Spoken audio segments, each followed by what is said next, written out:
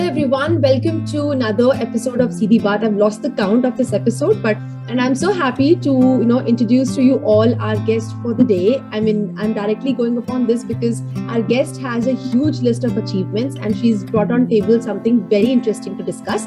So we'll directly jump into the podcast instead of listening to stories from me.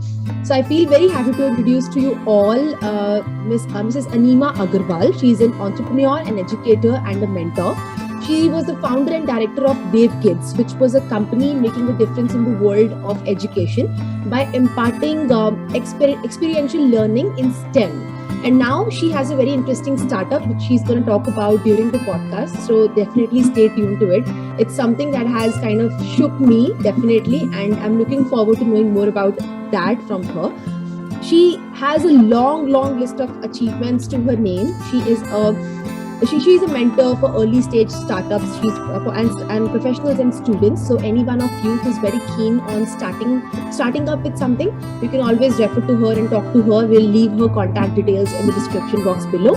And without any further ado, I guess we're going to explore a lot about her while we talk to her. I'll give Pawan the chance to open the floor and introduce the first question for Anima. You can just give an introduction about yourself and the initiative. Yeah. Thank you, Lovepreet. I think basically achievements are nothing when we compare to the impact that we have to create. So I am very small there. Probably still I need to create a lot of impact. So thank you so much for the nice introduction that you have given for me. I am ready for the questions, Pawan. You can go ahead. So, ma'am, in the post-lockdown, the edtech as an industry has grown a lot. And even prior to that, there was a certain movement in ed technology. So, if I would like to ask you on two points. So, one would be making our audience familiar with what exactly does education technology mean and what does it constitute. And the follow-up would be as to how you got into this field of EdTech and what PRISHNI is all about. So, see, EdTech, according to me, how it is perceived and how it has been developing is two different things. So, when you use VR, visual reality, or certain these kinds of technology, AI and ML, some advanced technology is used, and that is when you use to make education simple, understanding, and maybe more relatable, or maybe simplifying the concepts when you're using technology to demonstrate dissection to students. Like they can themselves dissect this animal without actually cutting the animal, but the effect is the same. That is what I would say is EdTech, education and technology, the amalgamation or the marriage of education and technology.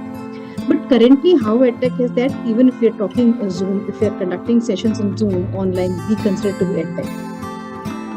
Right, or if they open a platform, the students log into the platform, register for the platform and the website, and they serve some courses or something, then that is considered EdTech. But according to me, when actually education marries technology, that is EdTech. For example, like I gave you an example of dissection. Simulations, pilots can do simulations. They can learn basically flying without even stepping out of anything. So that is what I would say is an EdTech. VR technology, where I would say that virtual reality, when student can see an elephant in the classroom without even stepping out and without an actual elephant being there. So that is what is an EdTech. So there is a difference between what I consider as EdTech and what has been generally now become anybody using technology, any kind of technology has become EdTech. I guess that was a brilliant answer, and a huge doubt is cleared today, because normally we consider even the courses on different websites like Coursera or edX to be technology. So basically, we're just studying online, and that's pretty much what we consider as edtech. But I guess you've given a new perspective to it, and we are very eager to know now, ma'am, that your initiative, Prishni, if I'm not wrong, what is it all about and how is it different? I mean, of course, I can make out from your definition that it's definitely doing something very different from online learning. And what else is special about this initiative? Prishni actually means a ray of light. It's a Sanskrit word which means ray of light. So when I conceptualized this concept of Prishni, the idea was we have, as any regular person would be having Udemy, Coursera, right? But whenever we think of persons with disabilities, if they want to skill themselves, there is no such platform. On the same part of it, there are a lot of organizations, a lot of people, because when we create curriculums and when we create things for them, it's not that easy. You need to test, try, you need to experiment. And there are so many organizations who have developed so many unique methods of teaching these people.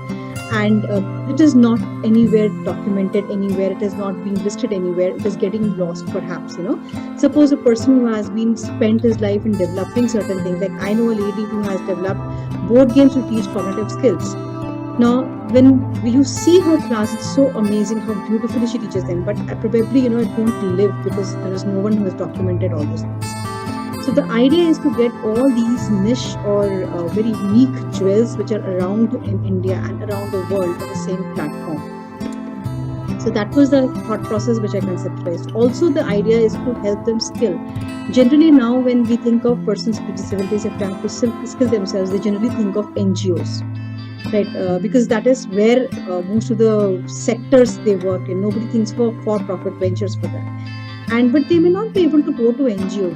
For example, you and me, if you want to skill ourselves, we can go to Udemy, Coursera, and so many other places. But they may not be able to go. So where do they go to skill themselves, to learn more?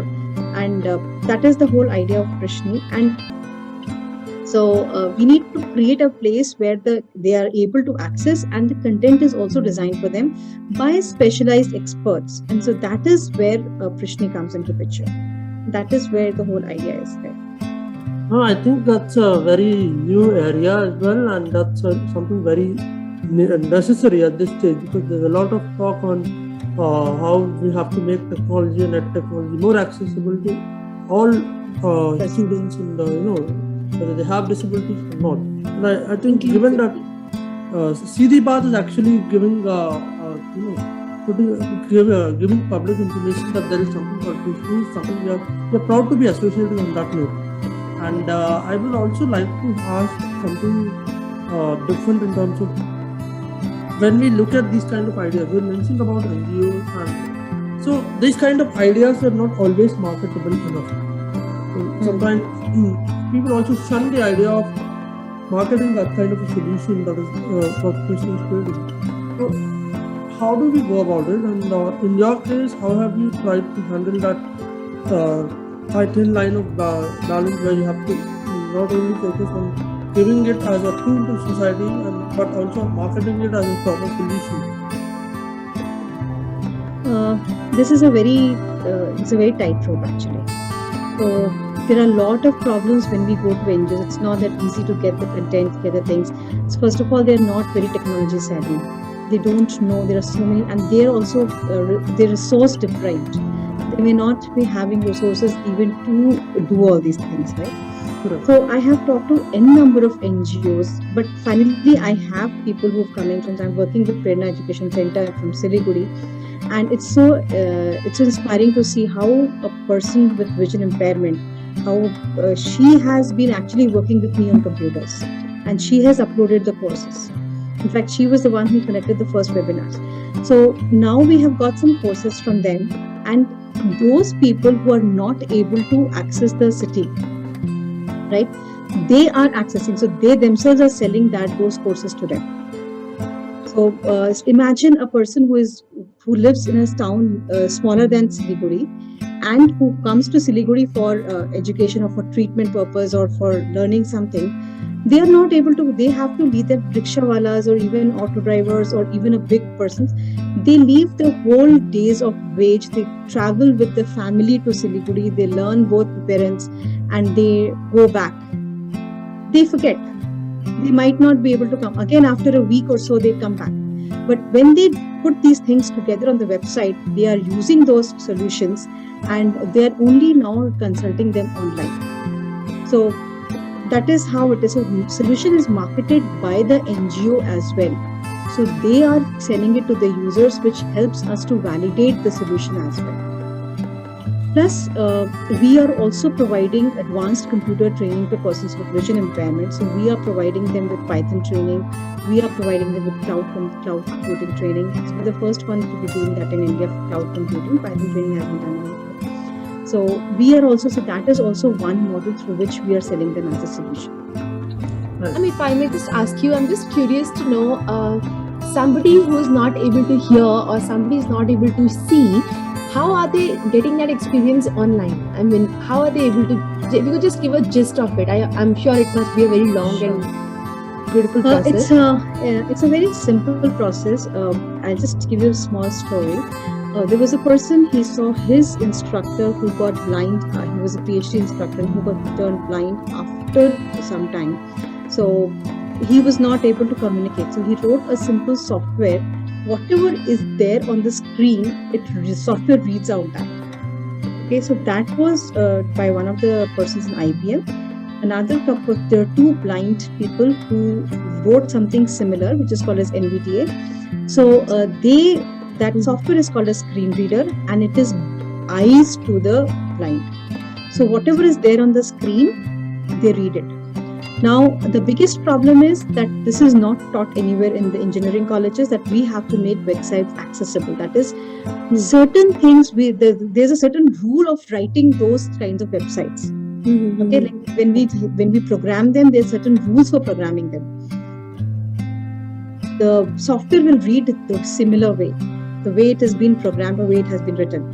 Now, a lot of websites, when we programmed as a programmer, we never knew. I never knew a year back that something called as accessibility, something that how people will read.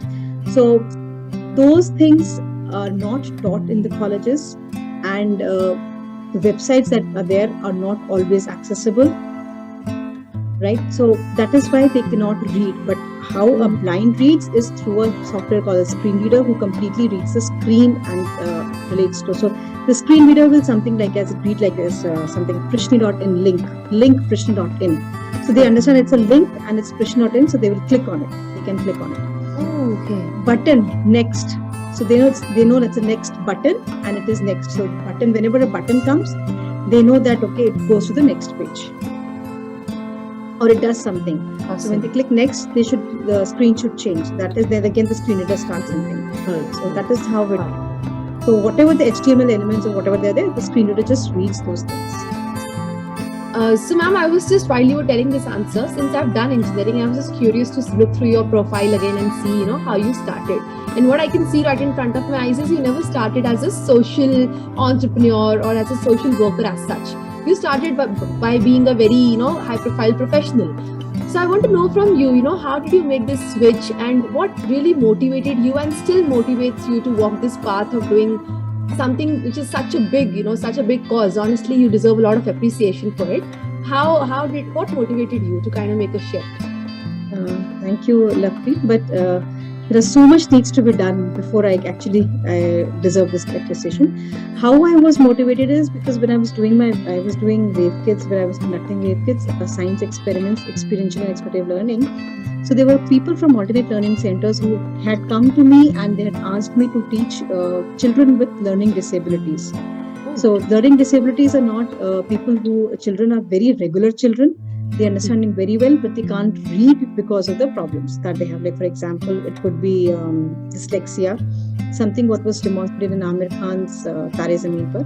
Okay, yes. Okay, yeah. So that is, the child doesn't read the word properly. So it could be several reasons. So there were several learning disabilities. I never know what disability my students had that time. Mm-hmm. They never told me what disabilities they had. But only I knew that they had learning disabilities. So I was asked to teach them, and I was asked them to teach the concepts that the regular people, other students from their age would be learning. Because they're learning electricity, I have to teach them electricity. I cannot do something which is lower than their age. Okay, so I was doing 9th grade experiments and I was teaching them, and I found that few of them are extremely brilliant. Another aspect I realized that time was that they never had those education. The parents never knew where to go for that educational material. If I wouldn't have been there, probably they might have not even learned those concepts. They might have found somebody else, but thing is that if it's in those bigger cities, in smaller cities, nobody knows those type of teaching, and they won't learn that way. So that was a very sad part of it. It was one very brilliant boy. He was being taught cat, bat, rat in 9th grade simply because he couldn't read those words. He was a dyslexic child. So I felt, and when I talked to others, I realized that there's a huge need of technology in this sector. Another reason was one of my friends, she had an autistic child, and what she realized was that she's reached a plateau. The child doesn't want to go to the regular school because she is not able to cope up. Even in terms of not only education, even in terms of therapies. After a particular age, 10 or 11 years, they don't want to go for regular speech therapies. They don't want to go for regular occupational or physiotherapies, which are very essential for them. So there has to be a different way of doing it rather than just going the traditional way. So that is when I thought, okay, therapies and education can be mixed. And so that was one thing. And third was, I had personally, my brother himself, he had a brain stroke during the COVID times, and we were desperately looking for a physiotherapist to teach him, to treat him. We found a physiotherapist, we found a speech therapist, but they asked him to go through a regular, a person who is already an IITian and who has been in a very high profile job. Suddenly been asked to read a 3-letter digit or 4-letter digit. It didn't work very well with him. So that's when I thought there has to be a different way of doing this. And that's when I found an art therapist who helped him draw and and one music therapist who helped him to sing, because he liked singing. So he could pick up very fast when he learned in this way. So yes, as you're talking, these therapies also, I was not aware there's a music therapy or an art therapy as well that helps people come out of there. I hope your brother is doing well, and I really hope that people associated with you in this initiative, they're all having a great experience. But from this, I have another little question over here, ma'am. As a woman entrepreneur who's into edtech, because I personally have not heard a lot of, I never came across actually a woman who's working on something so different. So what were the kind of challenges that you faced, and how easily could you kind of make this shift? Apart from your personal motivation, what else really helped you come up? See, very simple is that since my childhood, I had 2 elder brothers. I'd always had cousin brothers. My cousin sisters were very small, so I've always moved along with boys. And my parents had never differentiated between a girl and a boy. So I had never had I never had a badge of a victim on my sleeve, right? I never thought that, okay, I have a woman, so I need to have certain privileges, or I never treated myself any privilege because of that. So I think my upbringing itself is something where we were never asked, okay, you are a girl or you're a boy, you shouldn't do this, you should do this. In our house, every household work was divided among 3 of us, whether it's mopping, sweeping. At the same time, I was also taught to do the things which were outside, all the bank work, all the purchases, booking of tickets. I knew everything. So that's what my father always told us, that it is doing your own work never is for a girl or a boy. It is always, all the skills are required for both. So I think my upbringing, it was like that. I never considered myself, okay, if I am a woman entrepreneur, I need to be given any privileges for that. So I think my mentality had never been like that. Wow, that was such a powerful statement. And I guess a lot of a learning message also for people to kind of, I guess we have talked about this before also, right, Pawan? Whenever we have women entrepreneurs or women guests speaking, it's always very powerful and very motivating. And we always, get inspired by the fact that how women are given the victim card all by, just naturally thinking that we are weak, but women continue to make marks in almost all the fields possible. Absolutely. And ma'am, just one anecdotal experience. So, in childhood, I used to have this issue in terms of communicating properly with people. This was around my very young age of schooling, in the early years of schooling. But in my 5th class, I used to have this issue of communicating properly about whatever I'm saying, and I used to stutter a lot. And this sort of gave me at one point, it went to a peak where I was not able to confidently state something the public outside, whatever, the class, whatever. But after a point, then I realized that precisely the same point, that if I try to do something on my own, it's something I want to improve upon, then there's no glass ceiling, whatever you call it, there's no bar on that. So I somehow started speaking and started doing it on my own, and I somehow changed and improved on it, I would say. And I had this confidence. So I could see that kind of this thing when you were talking about how certain people would have this problem, and on that personal note, I was able to connect on that. And I would like to state to everybody who's listening today that these are the initiatives that deserve not just a podcast recognition, but the entire nation's recognition, because it's this kind of work that inspires others to also come in and try to find out new solutions. So on that note, since we've covered around 30 minutes at the moment. Pawan, can you give me a second to add something? Yeah, that's what I'm just coming to that. So on that note, since we've covered a lot of ground already, I want to sort of ask Lakshmi if she wants to ask something else before we sort of close this episode. So, ma'am, just adding to what Pawan was saying, we've studied together in school in Hyderabad, and I've seen Pawan coming a long way from being able to clearly say things in the sense the words clearly putting out. How he used to put out when we were young, and how he was not very confident coming on stage or participating in events, to a Pawan who's been presenting himself in international conferences very, very boldly and very nicely, and also doing a podcast, co-hosting the podcast with me. So I guess I can feel how somebody who has these small disabilities or challenges, either in listening or in speaking or in hearing or in seeing in general, they live a life of inferiority for a long time until it's observed and taken care of. And I feel in that process, a lot of them also, adopt mental health issues. Some of them, they're never able to express themselves properly. And sometimes it's just the competition that makes them feel fit for nothing, and they might give up on life. So little care and little attention, little motivation from others can really bring people to a position where they can completely transform their life and overcome their disabilities themselves.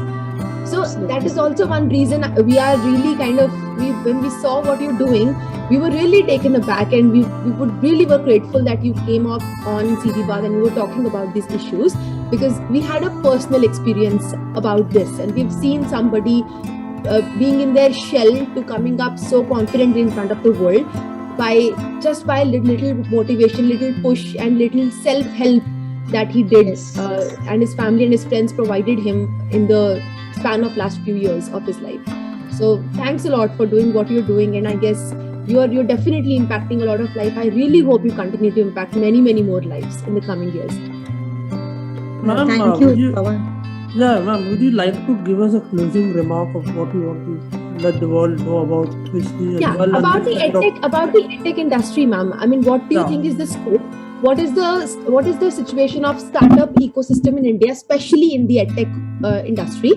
And how do you look at this industry growing in the upcoming years? How do you think it's going to transform the meaning of education in the upcoming years? Because COVID edtech, I mean, the online studies, that has destroyed education completely.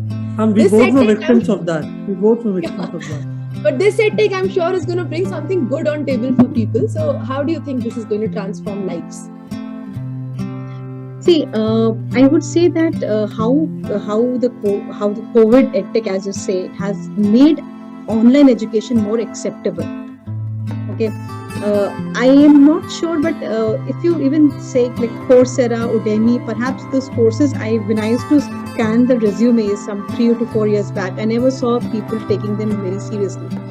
But now when I'm seeing them, I can see that they've learned a lot of skills using Coursera, Udemy. So I think that's a very interesting aspect of getting a degree. You're proving the credentials through these technologies, right? And another thing is, a lot of things are getting documented. So suppose if I have these things there, probably, for example, if I'm doing my own case, I can get so many things documented, which we can refer to. Like, there's a lot of collaboration which can happen. Today, like, I got a course and that is also another idea of PRISHNI. So today I got a course from Siliguri. Now we are talking to an organization in Bangladesh who's going to use it in vernacular language, because we don't have a lot of Indian content coming in vernacular language. And generally, whatever we are using in the sector is mainly in English. So vernacular language is also coming up, probably just imagine the power of this technology, that an organization in Siliguri is giving us a solution which is in Bangla. An organization in Bangladesh is using that technology, that solution, and probably spreading in their own country. Plus, even in small town situations in India using it. We are translating that vernacular language in English, and then we are taking it to Kenyan country. NGO in Kenya has also shown interest in that. Now, just imagine the power. It is so easy to take it online. We have removed the boundaries from education with the help of EdTech. So it is really powerful. I mean, whatever we say, COVID has become more acceptable. People have started out finding solutions to take it online. It has bring the education out from the physical boundaries on the world map. And it has removed the boundaries of the nations, of world, physical, topographical, geographical barriers. It has all removed that. On a big scale, this sounds so positive. It's such a nice perspective, the way we look at it, because students were made to feel that these Zoom sessions that we take or these Google Meets that we do and take online classes are EdTech. And personally, even though we have to accept it, it was the need of the hour, but we were not very satisfied by what was happening in those classes or by what kind of learning was happening. It feels very hollow. The last 2 years feel very hollow. But when you made this point of Coursera, Udemy coming into picture, definitely education has become much more interactive through these courses, and even YouTube for that matter. You have a doubt, just put it on YouTube, you get the video and you're sorted. So I think going ahead, technology where you can actually, like ma'am was talking about, how you could, without cutting an animal, without destroying a life, you learn how to do an operation, you learn how to study the internal parts of an organism. And that's huge because it's a sustainable approach more than anything else. And I feel it definitely has a very bright future. I hope the engineers who are studying right now and they feel very hopeless. Engineers don't have a life, they say. I guess they have a huge thing to look at now, EdTech, and we have a way forward. We have a lot to explore in this regard. And thanks to Anima ma'am for kind of coming and motivating us to look at things in such a positive manner. You've been very humble and very kind. So just one, I would also like to add that it is not only the way education is taught. There are so many other places automation can take place in education industry. So apart from, like, when we say EdTech, it is not only education and technology. It is also the various automations, probably the way of assessments. Probably we can use AI and ML. So many places you can use technology in education. So I would encourage more. I would expect more and more students to come out of the recorded lectures and videos and come out with more ideas, more theories, and more impact creation, and take this world further and remove the more boundaries to be removed. And on that note, I think that has been a very good, not only a good message, but the most important message in this podcast for everybody who is listening. Because solutions matter. The solutions should be smart and also adjustable to the situation. It should be dynamic. I think this podcast has been a real learning experience for all of us, and we would like to see such entrepreneurs and engineers as well coming up with new solutions to solve problems. Don't worry about us, economists will provide you the finance, and that's the only thing that's But ma'am, thanks for changing, the perspective, the popular perspective about engineers. You've changed that today, and thank you so much for that. Thank you. Yes. And on that note, I think we'll all catch up. See you all in the next episode. And thanks a lot, ma'am, for joining us. Thank you so much. Thanks a lot for inviting me.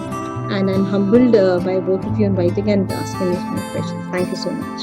Thank you so much. Guys, stay tuned to Seedhi Baat. We'll be coming up with many, many more episodes. And if you think any engineer needs motivation, please share this episode with them. And otherwise, if you need motivation, go ahead, think of ideas, creative ideas. If you need any advice or help, I hope Anima ma'am will never mind to help you, and you can reach out to her on her website, on her social media. We are going to drop all the contacts down below. Support this initiative as much as you can, guys, and keep thinking of such ideas which serve the nation, which serve the society, and as well bring freshness to the world of advancements, technology, and development. And thanks a lot for staying with us. And yes, stay tuned with us for the next episode. Goodbye. Bye.